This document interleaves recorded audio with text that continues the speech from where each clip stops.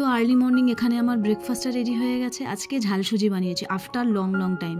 ভীষণ ভালো লাগে ঝালসুজি খেতে। তো এটা আগে ডোডোর টিফিনের জন্য প্যাক করব। দেন এখানে চা বসিয়ে দিয়েছি, ডোডোকে স্কুল পাঠিয়ে দিয়েছি, বাইরে রান্না করতে এসেছে বলে আজকে একটু চা করার মানে তাড়াহুড়ো রয়েছে। আদা গোলমরিচ থেতো করে একদম সুন্দর গরম চা। সো নমস্কার সবাইকে, আমি মহুয়া আর আমার নতুন একটি ব্লগে আপনাদের সবাইকে অনেক স্বাগত। তো চলুন এখন আগে গরম গরম চাটা একটু এনজয় করা যাক, আর তারপরেই ব্রেকফাস্ট নিয়ে বসে পড়েছি। লোডশেডিং হয়ে গেছে, আর লোডশেডিং হওয়া অবস্থায় আমার রান্নাঘরের আলোটা খানিকটা এইরকম। তাও যাই হোক, আমার ঘরে ওই একটা এমার্জেন্সি লাইট আছে, তার আলোতেই আমি ভিডিওটা শ্যুট করছি। অনেক জামা কাপড় ছিল, গোছাতে গোছাতে আমার প্রচণ্ড খিদে পেয়ে গেছিলো, তাই ভাবলাম আগে ব্রেকফাস্টটা করে নিই। মানে যখন দেখবেন অনলাইনে কোনো কিছু বুক করবেন, মানে যতক্ষণ না এটা আসছে মানে কেমন যেন একটা মনের ভেতর হতে থাকে, আর যখন চলে আসে তখন আর আনন্দের সীমানা থাকে না। তো ভেবেছিলাম পরে খুলবো, কিন্তু না, ওটা মানে আমার আর এখন তর্স হইবে না, তাই আমি এক্ষুনি খুলে দেখবো আর আপনাদেরকেও দেখাবো যে আমি কি অর্ডার করেছি।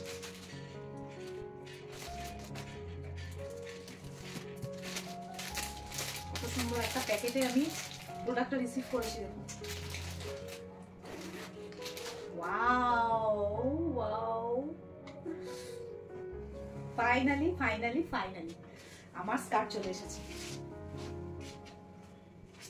অনেক দিন ধরে মানে এটা আমি কার্টে রেখে দিয়েছিলাম, নেবো কি নেবো না, মানে একটা দোনোর মধ্যে ছিলাম আমি। তো অর্ডার করে দিয়েছিলাম আর আজকে চলে এসেছে আমার স্কার্ট।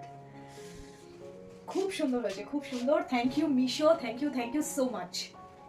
পুরো আনএক্সপেক্টেড, মানে আমি যতটা এক্সপেক্ট করেছিলাম তার থেকেও অনেকটা বেশি ভালো, অনেকটা বেশি। তো তোমরা দেখতে পেয়ে যাবে, কারণ আমি এটা পরে তো অবশ্যই ডান্স ভিডিও করবো, তখন তোমরা দেখতে পেয়ে। অ্যাকচুয়ালি এটা পরে অলরেডি আমার ডান্স ভিডিও শর্টসে আপলোড করা হয়ে গেছে, আপনারা অনেকেই হয়তো দেখে নিয়েছেন।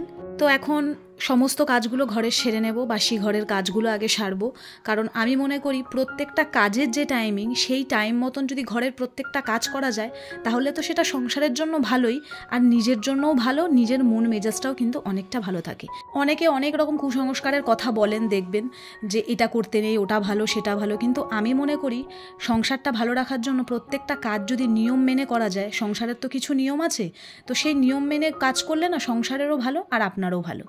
তো যাই হোক, এখানে ওই যে সকালে বলেছিলাম কেটারিং এর রান্না বান্না হচ্ছে। হ্যাঁ, উড়ে উড়ে পেয়ারা খেয়েছিস তুই? কি করেছিস অবস্থা? বাবা, খাঁচার থেকে কত বাইরে ছিটকে ছিটকে চলে এসেছে। নেচে নেচে খেয়েছিস? কত মন দিয়ে আমার কথাগুলো শুনছে, একবার দেখুন, মনে হয় কত কিছু বুঝে গেছে ও। আসলে কাকিমা নেই, মানে খানিকক্ষণের জন্য বাইরে গেছে, তাই আমার কাছে ওকে রেখে গেছে। ও একদম একা থাকতে চায় না, মানে আমি এতদিনে ওকে মানে দেখার পর থেকে যেটা বুঝলাম, ওর সঙ্গে সবসময় কেউ একজন থাকলে ও চুপ থাকে, নাহলে নন স্টপ বকতে থাকে। আর এত সুন্দর মা বলে ডাকে, কোনো এক সময় আমি অবশ্যই আপনাদেরকে শোনাবো।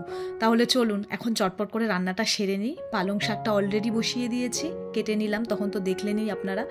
তো এখন পালং শাকটা বসিয়ে একটু ছোট মাছ এনেছিলাম, সেটা আমার অলরেডি ধোয়া হয়ে গেছে, তার জন্য এই সবজিগুলো কেটে নিয়েছি। পেঁয়াজকলি, বেগুন, এখন তো শীতের সিজন, তাই পেঁয়াজকলি দিয়ে ছোট মাছ খাওয়ার মজাটাই আলাদা। আর পালং শাকটা হয়ে গেছে। পালং শাক হতে তো বেশিক্ষণ সময় লাগে না, খুব তাড়াতাড়ি মজে যায়, তাই পালং শাকটা খুব তাড়াতাড়ি রান্না হয়ে যায়। আর এখন বেলার দিকে আজকে কয়েকটা জামা কাপড় ধুয়ে দিয়েছিলাম। সকালে টাইম হয়নি বলবো না, যেহেতু বাড়িতে রান্না হচ্ছে সেই জন্য জামা কাপড় ধোয়া হয়নি।